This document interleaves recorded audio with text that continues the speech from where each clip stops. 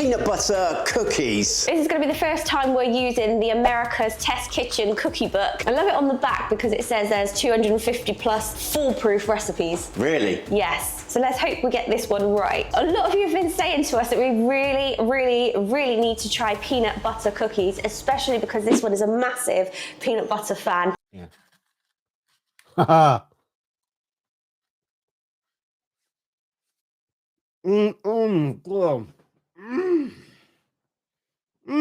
So I'm hoping these are going to be good, and I've got to say I'm actually really excited about these myself. Remember when somebody sent us those Reese's Chips Ahoy? Oh yeah. That was with my pregnancy with Elana, and that kind of converted me to peanut butter. I love peanut butter, I love cookies. I think a nice glass of milk's going to go down a treat with that. Okay, what is up first? Well, we've got the oven preheated to 350 degrees Fahrenheit. I've moved the shelves as per the recipe, and I've lined some cookie sheets with parchment paper. In here, we've got 2.5 cups of flour.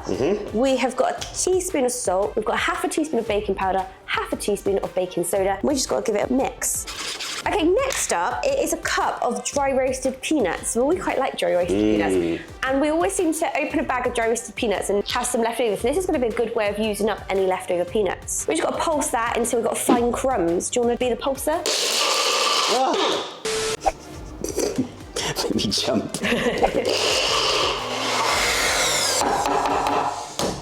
Order! Order! Shouldn't be this difficult, should it? No. Okay, in the bowl we've got a cup of light brown sugar packed, we've got a cup of granulated sugar, and we've also got 16 tablespoons of butter that we're going to add into this and get it mixed on this stand mixer. Okay, on with the paddle attachment. Okay, we need to add in the butter, which is softened, and we're going to beat that until it's pale and fluffy.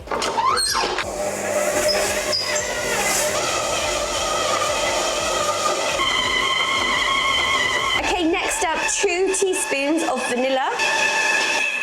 Did you see what I just did? It's not just you, it's me too.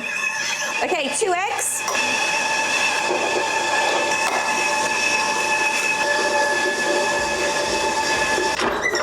One cup of crunchy peanut butter. Peanut butter's so sticky, it's like hard to get out the cup. That smells so good already. Now we've got to go in with the flour mixture that David mixed up, so we're going to pop that in. Very expertly mixed. It was. I'm not taking any chances, I'm going to be covered in flour if I don't put this on. So just mix it on slow or low. It's help if I put this up. The next step is to add these finely crumbed, well, I'm going to say finely crumbed peanuts. I've got a confession, I washed this out before we used it, so I think there might have been a little bit of moisture in, which is why it's kind of wet. Yeah. So I'm hoping this doesn't screw anything up, but if you could add that in. Guys, let us know, what's your favourite brand of peanut butter cookies if it's not homemade? Oh. Okay, that looks done. Okay, right, now we need to mix this all up by hand. God, this is very thick. I'm not sure why I'm so surprised at that. Now we've got to turn our cookie dough into something that resembles cookies. We want to scoop it out and we want a ball shape, and then we want to space them. Let me do that, are you? Yeah, because we're going to squash them anyway, so don't worry. Quick shout out to our friend Brian, spelt with a Y, that made this for us. You're an absolute legend. Bloody good American craftsmanship. How much am I doing? How much is it? Which is one of those, so you can put it in my hand and I'll roll it into a ball. We'll do a bit of teamwork, shall we? Teamwork makes the dream work, as they say. These are not evenly sized, you. You need to get them fairly even so they cook evenly.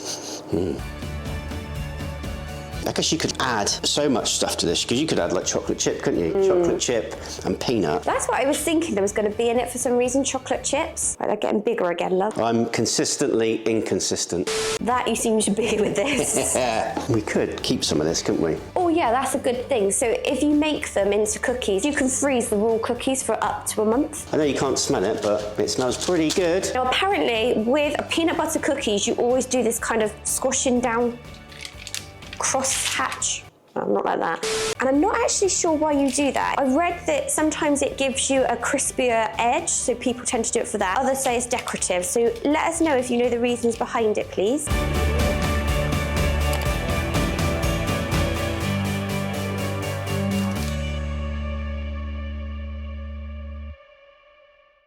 these in the oven for 10 to 12 minutes, and then I'm going to switch the trays halfway through that baking process, but join us when these come out of the oven.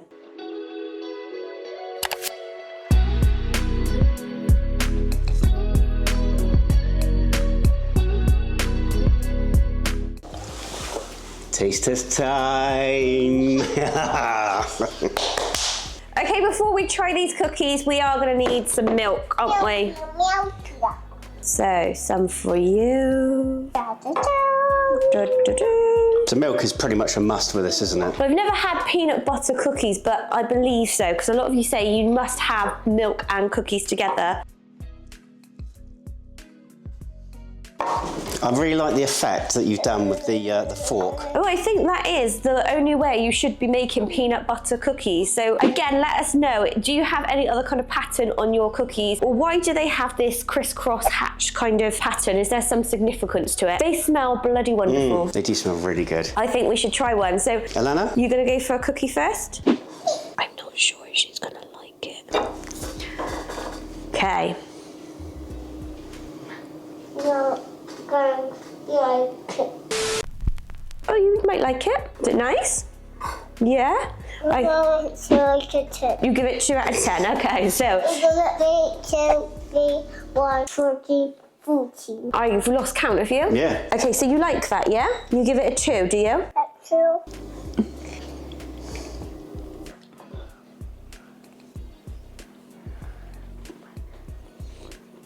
They smell a lot more peanutty than they taste. Oh, really?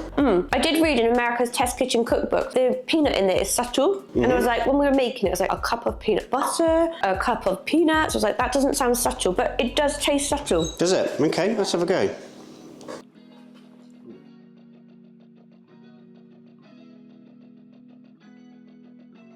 Do you see what I mean? I'm gonna have to try it with the milk though. It has a Taiwan river milk. Go on then. Yeah, that's nice. Nice for the milk. I just think it's missing chocolate chips. The first thing Elana said was, I thought it was chocolate chip, didn't she? And we said, no, these aren't chocolate chip cookies. These are really, really nice though. I think they're subtle. They're like soft. Not too chewy, but not crumbling. I don't really know how to describe it. The top's really quite, it's not crispy. I don't know, I guess it's how a cookie should be. I think it cooked really well. I can really taste the dry roasted peanuts. Yeah. I guess it does depend on the brand of dry roasted peanuts as well. As to how peanutty they'd be. Might be. It's subtle, but it's like moreish. Oh, very moreish. And the flavour does build, so after a couple of bites, it does get more peanutty. I could probably devour quite a few of these, I think. If they were too rich, I don't think I'd be able to. And with the milk, it's... Marks out of 10. I'm going to give it a 7 out of 10. It's a really nice cookie, but like you said, maybe a little bit of chocolate. A little bit of chocolate, yeah. Maybe some Reese's. Oh, yeah. It really does develop, I will say. If I was going to go off my first bite, I'd probably give it a 7. But since having a few more bites, and obviously with the milk as well, I'm going to give it an 8. So the first bite was like, oh, okay. But the more I'm eating it, I don't know if this makes any sense, the better it's tasting. Definitely. It builds, doesn't it? I think the only problem with them is you can end up eating about 3 or 4 and then you're like, oh, okay, that's enough. Whereas maybe if it had a bit of chocolate in, you'd probably stick to 1 or 2. If you did enjoy this video, don't forget to like and subscribe. It means so very, very much to us. And all that leaves this little British family to say is... See you next video.